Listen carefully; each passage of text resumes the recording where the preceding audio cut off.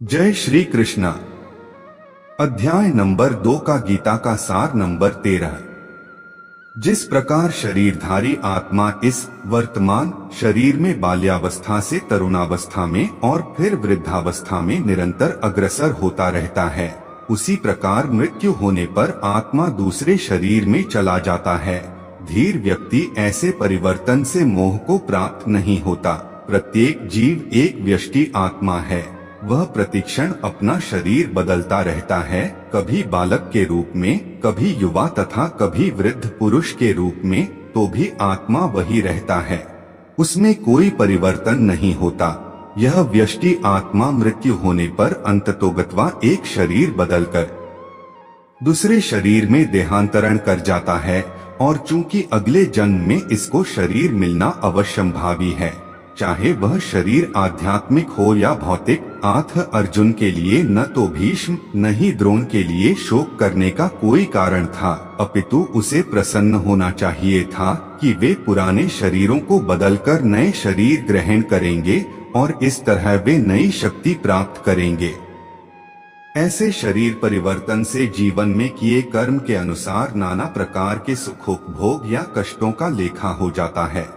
चूंकि भीष्म व द्रोण साधु पुरुष थे, इसीलिए अगले जन्म में उन्हें आध्यात्मिक शरीर प्राप्त होंगे, नहीं तो कम से कम उन्हें स्वर्ग के भोग करने के अनुरूप शरीर तो प्राप्त होंगे ही। आथ दोनों ही दशाओं में शोक का कोई कारण नहीं था। जिस मनुष्य को व्यष्टि आत्मा, परमात्मा तथा भौतिक और आध्यात्मिक प्रकृति का पूर्ण ज्ञान होता है, वह धीर कहलाता है। ऐसा मनुष्य कभी भी शरीर परिवर्तन द्वारा ठगा नहीं जाता।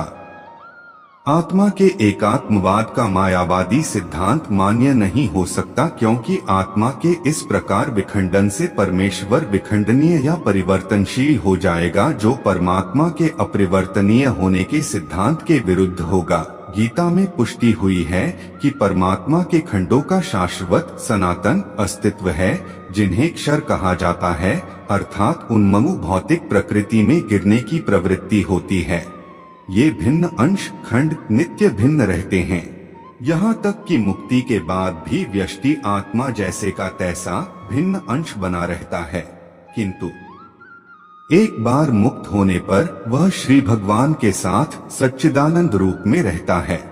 परमात्मा पर प्रतिबिंबवाद का सिद्धांत व्यवहारित किया जा सकता है, जो प्रत्येक शरीर में विद्यमान रहता है। वह व्यष्टि जीव से भिन्न होता है। जब आकाश का प्रतिबिंब जल में पड़ता है, तो प्रतिबिंब में सूर्य, चंद्र तथा तारे सब कुछ रहते हैं। तारों की तुलना जीवों से तथा सूर्य या चंद्र की परमेश्वर से की जा सकती है। व्यष्टि अंश आत्मा को अर्जुन के रूप में और परमात्मा को श्री भगवान के रूप में प्रदर्शित किया जाता है, जैसा कि चतुर्थ अध्याय के प्रारंभ में स्पष्ट है। वे एक ही स्तर पर नहीं होते।